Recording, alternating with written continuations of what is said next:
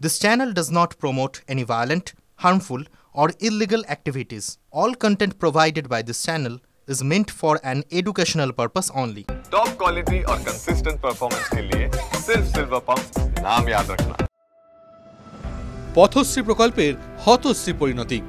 কাগজে কলমে 1 বছর 3 মাস আগে কাজ শুরু হলেও 1 ইঞ্চিও কাজ হয়নি রাস্তার। প্রশাসনের বিভিন্ন দরজায় অভিযোগ জানিয়েও মেটেনি সমস্যা। কাটমানির অভিযোগ তুলে সরব বিরোধীরা। জল কাদা ভেজা রাস্তায় চলাটাই দায়। পূর্ব বর্ধমানের রাইসগ্রাম 1 নম্বর ব্লকের তকিপুর গ্রামের ছবি এখন এটাই। পথশ্রী প্রকল্পের এই গ্রামের রাস্তা অনুমোদন পায় 2024 সালের ফেব্রুয়ারি মাসে। 800 মিটার রাস্তার জন্য বরাদ্দ হয় মোট 33,17,728 টাকা। ওয়ার্ক অর্ডারে উল্লেখ করা হয় যে 3 মাসের মধ্যে কাজ সম্পূর্ণ করতে হবে। সেই মতো নির্মাণকারী সংস্থার পক্ষ থেকে রাস্তা তৈরির নির্মাণ সামগ্রী যেমন ইট, বালি, পাথর রাস্তার পাশে মজুত করা হয়, কিন্তু সেখানেই শেষ। 1 বছরের বেশি সময় পেরিয়ে গেলেও 1 ইঞ্চিও রাস্তা তৈরি হয়নি বলে অভিযোগ স্থানীয় বাসিন্দাদের। বাড়ছে সমস্যা।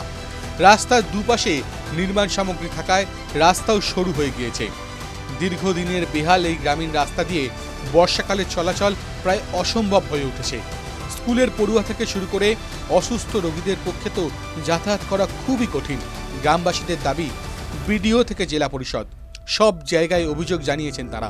এমনকি খোদ মুখ্যমন্ত্রীর কাছেও ইমেল মারফত অভিযোগ জানিয়েছেন, কিন্তু তারপরেও কাজের কোনো অগ্রগতি নেই। মালপত্র পড়েছিল, সাজুর ভার কন্ট্রাক্ট পেয়েছিল, দিয়ে তারপরে তো আটকে গেল। তারপরে বললো অন্য জায়গায় কাজ চলছে, ওই কাজটা শেষ করে এসে এখানে এই কাজটাই ধরবো। দিয়ে তারপরে তো আর কাজটা এলোই না। তারপরে আমরা বিডিও অফিসে জানালাম, আরও জেলা পরিষদেও জানাইছি, তাতেও কোনো সুরাহা হয়নি। যাতে এই কাজটা হয়ে যায় খুব ভালো হবে, মানুষের খুব অসুবিধা হচ্ছে।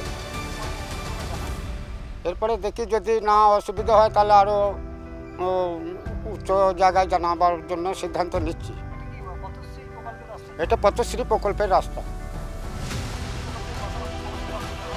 হয়ে গেছে, কিন্তু এটা কেন হলো না কিছু বুঝতেও পারা যাচ্ছে না। হ্যাঁ, প্রধান জানানো প্রধান বলছে হচ্ছে হবে এই হচ্ছে। রাতারাতি পোর্টাল থেকে একটি রাস্তা কিভাবে বাদ চলে যায় তা নিয়ে প্রশ্ন তুলছেন বিজেপি নেতা মৃত্যুঞ্জয় চন্দ্র।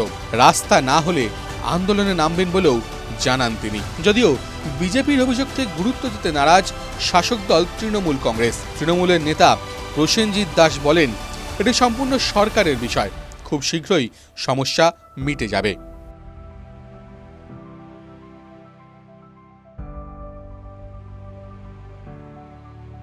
আউসগ্রাম 1 নম্বর ব্লকের তকিপুর গ্রাম, আর তকিপুর গ্রামের এই বেহাল রাস্তা পথশ্রী 3 নম্বর প্রকল্পে 2024 সালের ফেব্রুয়ারি মাসে কাজ শুরু হয়ে গেছে, এমনটাই কিন্তু সাইনবোর্ডে লেখা রয়েছে।